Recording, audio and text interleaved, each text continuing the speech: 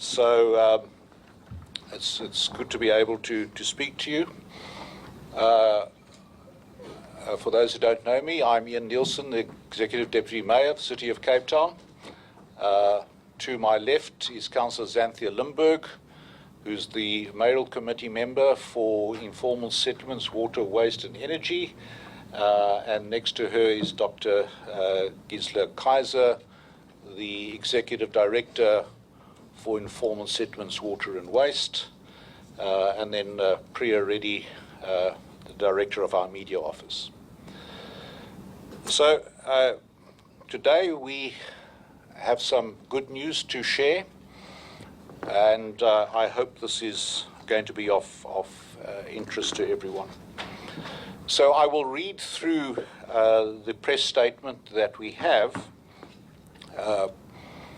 and then we are going to just take a short presentation on the media strategy, and I will contextualize that when I do speak, and then we will open the floor to questions.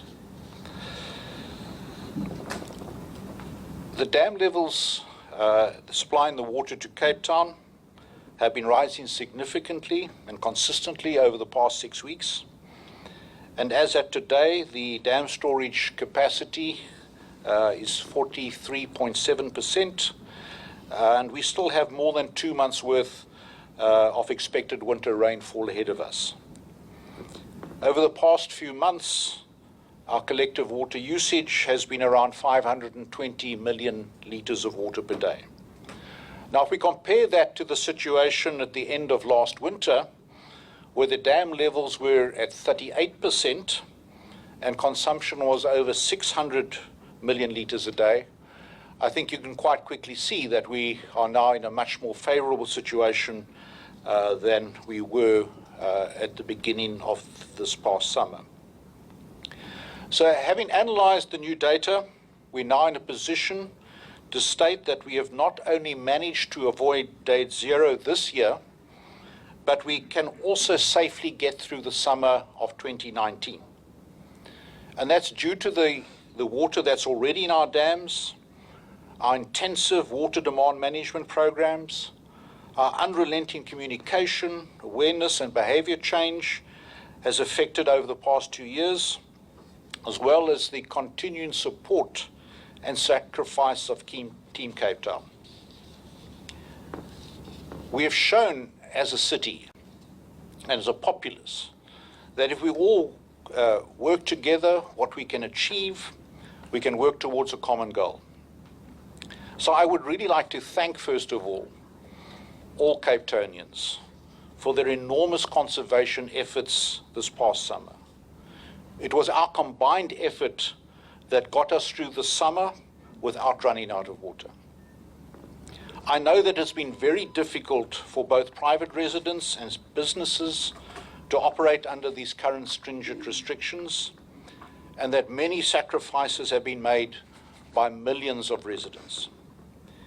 We hope that the continued rains will enable a progressive reduction in the stress that has been felt by all. And while we hope to reduce the current restrictions in the near future and the tariffs that are associated with them, that decision is dependent on the national government relaxing restrictions on releases from the water supply system. If the national government Department of Water and Sanitation agrees to relax restrictions, we expect to be in a position to proceed with a stepped reduction of water restrictions and associated tariffs. Until then, let us all please keep up the good work and keep saving water for a little while longer. We have to ensure that we make a permanent change to our approach to water usage. So what has changed since January this year?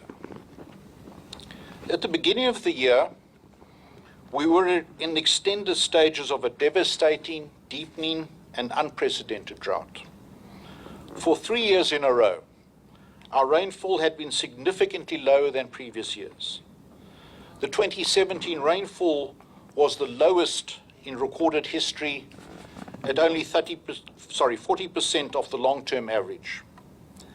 This resulted in a substantial decline in the levels of the 6 large dams that supply water to Cape Town, the surrounding municipalities, and to agriculture.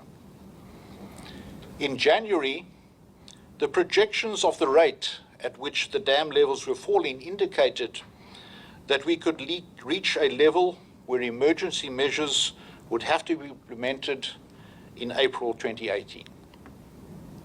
That became known as Day Zero. This projection was made despite the fact that the city had already halved its summer consumption rate from 1,200 million litres per day to 600 million litres per day. But we did have 3 things in our favour that would ensure that we could have a rapid drought response. First of all, our pre-existing water demand management program, our highly skilled engineers and professional staff, and the residents of Cape Town.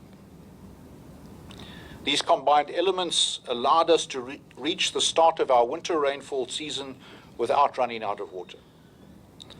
The reasons we never reached that projection of Day Zero was due to the enormous effort and sacrifice of both urban and agricultural consumers to cut consumption levels even further through the summer.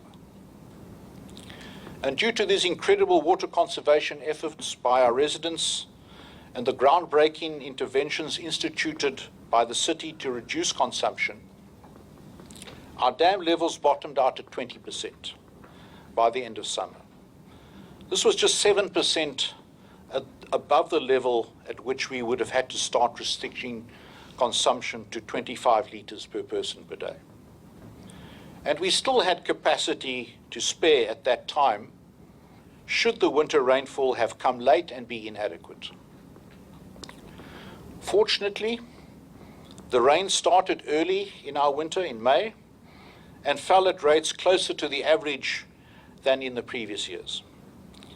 It was only then that we could see that circumstances had changed. And after now some 6 weeks of good rain, we are now in a more favorable position that enables us to recalibrate our future projections and to make a much more accurate forecast for 2019. In short, almost halfway through our winter, we are already in a much stronger position than we were at the end of last winter.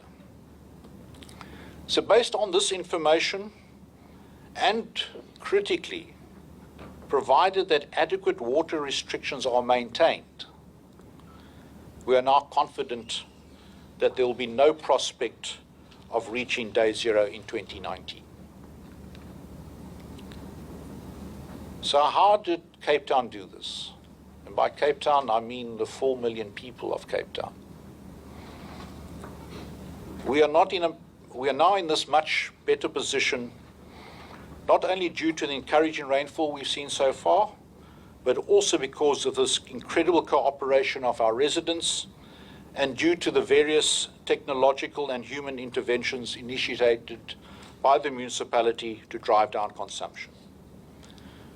So these included the success of an extensive and dedicated communication, awareness, and behavioral change campaign to encourage a behavioral shift amongst residents, and we'll present some more information a bit later on details on that campaign. The continued rollout of pressure management across the city, which is currently achieving savings of more than 62 million litres of water per day and climbing, as more pressure zones are created across the metro.